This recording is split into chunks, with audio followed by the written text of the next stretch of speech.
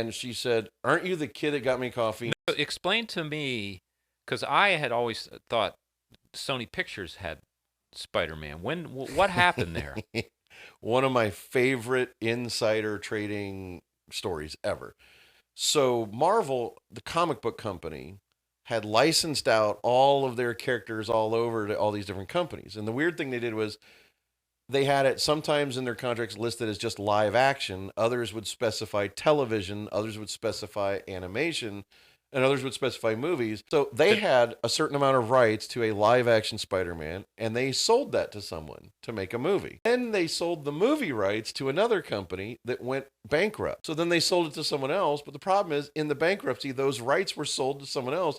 So by the time you got to the late 90s, 12 to 14 companies owned the rights to make a Spider-Man. There was huge lawsuits. You know where they all came up? James Cameron announced he was going to do Spider-Man, and all 12 companies go, "We want in and we have the rights." So it had to go to court, and James Cameron's like, "Screw this, I'm out." Same thing happened with the X-Men.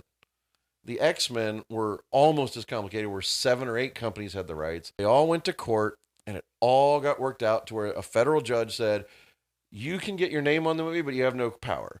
You can be involved. Your company name gets credit, but you're not getting a nickel. Your name's not going to appear, but you're going to get 3% of the first movie." And they just went down. A judge figured all this out? Just made a decision based on all the information, and it took like 3 years to clear Spider-Man and X-Men in 2 separate courts to who gets what rights and who gets their name on it. Here's what's fascinating about it. So here's what happens is the company whose name has to appear is Columbia Pictures, because they won the real rights, the best rights of anybody. Now, Columbia Pictures... They're owned by Sony. Only on Spider-Man movies, because the contract, the law requires them to use the Columbia logo. So Sony executives, Sony Pictures Entertainment, SPE, Sony Pictures controls the movie, but they are required by contract to use the Columbia Pictures logo, and that's because that's who has distribution rights. If they tried to do it, they'd be in violation, and Disney Marvel would get the rights back.